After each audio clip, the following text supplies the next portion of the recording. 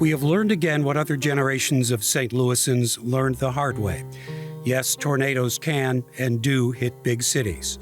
There was the 1896 cyclone, they called it, the tornado of 1927, the overnight winter tornado of 1959 following nearly the same path, and now the tornado of May of this year.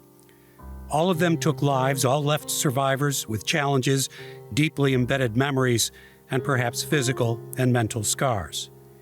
Take September 29th of 1927. It was a Friday afternoon when schools were still in session. 70 years later, we heard the stories. You could see the funnel cloud. The late U.S. Appeals Court Judge Theodore McMillian was in class at Wayman Crowe, later Carver Elementary School. Jack Williams was just 7 years old. He and his classmates had come in from the playground at Columbia School. Then suddenly we began to hear this low rumbling noise, and the teacher evidently feared something was wrong, and she told all of us to put our heads down on the desk. You know how teachers are. The first thing that they believe in solving any problem is to put your head on the desk. And I looked out the window, and across the street I saw the roof of the house across the street fly up into the air just like that. A big wooden telephone post, it's a telephone post, came through the window. When that post crashed through the window, it was time to get out of there. And we came out of the room, which was right close to the stairwell. But the stairwell had collapsed. And I want to say at this time, this roar of the bricks and the building falling and everything, the stairwell had collapsed, and we looked down to a gaping hole, no place to go. The children were screaming, and some of them had blood on them from cut glasses and everything. Columbia School was one of the hardest hit. Miraculously, no one was killed there, but 5 girls died at nearby Central High School. People remember the stillness in the aftermath of the tornado, just as they did in 1896.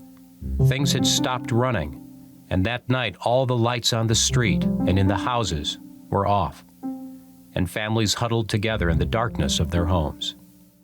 All of the power was out for a long time because we didn't have any electricity that night, and we didn't have gas at that time. We had a coal stove, so we were still able to prepare some kind of food. But I remember that night we had pancakes. In 1997, we interviewed Isa Lee Bishop. She was 105 years old at the time, and there were things she couldn't remember about her life, but she could tell you about the 1896 tornado that went through her South Side neighborhood.